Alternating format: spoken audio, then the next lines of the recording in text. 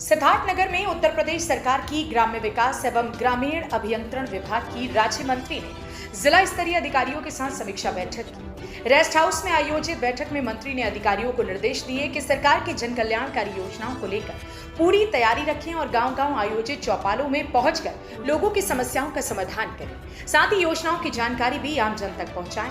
मंत्री ने कहा कि वर्ष 2047 तक भारत को विकसित राष्ट्र बनाने के लिए सभी को मिलकर काम करना होगा। समीक्षा बैठक के बाद उन्होंने जनपद मुख्यालय स्थित भाजपा जिला कार्यालय में पार्टी पदाधिकारियों और कार्यकर्ताओं से मुलाकात की। मीडिया से बातचीत में मंत्री ने महिला आरक्षण को लेकर विपक्ष पर निशाना साधते हुए कहा कि संसद में विधेयक पास न होने के लिए विपक्ष जिम्मेदार है। उन्होंने कहा कि प्रधानमंत्री के नेतृत्व में महिलाओं को उनका अधिकार दिलाने का काम किया जा रहा है।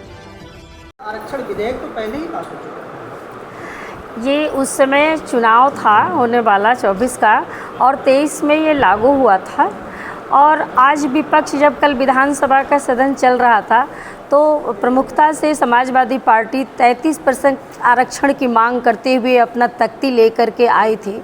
तो पूरा देश ये देखा था कि 17 तारीख को जब 2/3 बहुमत की ज़रूरत थी महिलाओं के आरक्षण के लिए, तो किस प्रकार वोट के माध्यम से महिलाओं को राजनीति में भागीदारी न मिले, इसके लिए उसको दूर रखने का काम वोट दे करके किया विपक्ष में। और इतना ही नहीं किया, इसके देने के बाद जीत की बधाई और खुशियाँ और पार्टियां ऐसे कर रहे थे जैसे बहुत बड़ा जंग जीत लिया हो। ये आधी आबादी भीख नहीं मांग रही, अपना अधिकार मांग रही है। और इस देश के प्रधानमंत्री आदरणीय नरेंद्र भाई मोदी जी उस हक दिलाने के लिए प्रतिबद्ध हैं और वो इसका उनका हक दिला के रहेंगे। भारतीय संविधान में आरक्षण की व्यवस्था कैटेगरी वाइज और जो वैकेंसी निकलती है 100 वैकेंसी निकलती है तो उसी में आरक्षण एडजस्ट किया जाता है, सीटें नहीं बढ़ाई जाती है। तो फिर सरकार क्यों अपनी सीटें बढ़ाकर महिलाओं को आरक्षण देना चाहती है? निश्चित रूप से जब हमारा ये 545 बना था संसद में, लोकसभा में, और 403 ये विधानसभा में, उस समय की आबादी कितनी थी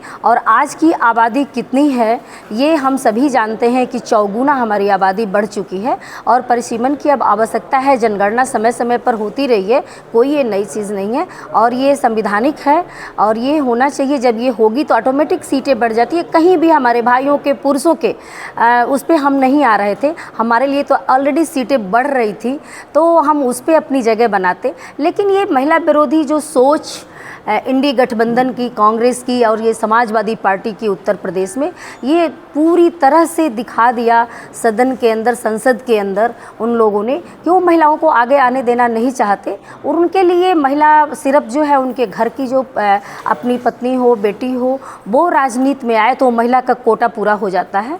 तो मैं ये कहना चाहती हूँ कि महिला विरोधी ताकतों को इस देश के प्रधानमंत्री आदरणीय नरेंद्र भाई मोदी जी जल्दी से जल्दी महिलाओं को अधिकार दिलाने के लिए प्रतिबद्ध हैं और ज़रूर दिलाएंगे। कल्चर और विलासितापूर्ण लाइफ स्टाइल, तो आपको नहीं लगता सीटें बढ़ जाएंगी हमको और राजनीति देश को और बर्डन बढ़ेगा?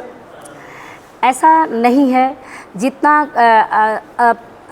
स्थान हमारा छोटा होता है उतना हमें काम करने में बेहतरी होती है, जितना बड़ा होता है उसमें उतनी कठिनाई जाती है। निश्चित रूप से जनसंख्या के आधार पर हम बहुत बढ़िया, मजबूत और अच्छे से विकास कर सकें, इसके लिए ये परिसीमन जरूरी है। धन्यवाद।